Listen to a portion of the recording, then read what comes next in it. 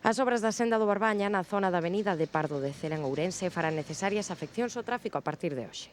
Estas afeccións son precisas para executar os traballos pendentes no cruce da avenida Pardo de Cela na zona dos Remedios. Tras unha actuación consensuada coa Dirección Xeral de Patrimonio Cultural, ademais dos traballos previstos, melloraránse os movementos peonís e para bicicletas nese punto e o paso do Camiño de Santiago. Estas obras prolongarase durante todo o mes de xullo. Para isto haberá 3 fases de desvío de tráfico de vehículos, permitindo sempre a circulación peonil. A primeira fase consistirá na preparación da beirarrúa dereita da avenida Pardo de Cela coa Rúa Progreso ao longo dunha semana con afección a un carril de circulación de entrada á cidade e mantendo os 2 de saída. A segunda fase consistirá na preparación da beirarrúa esquerda de Pardo de Cela na antesala da Ponte Vella e diante do Colexio Salesianos.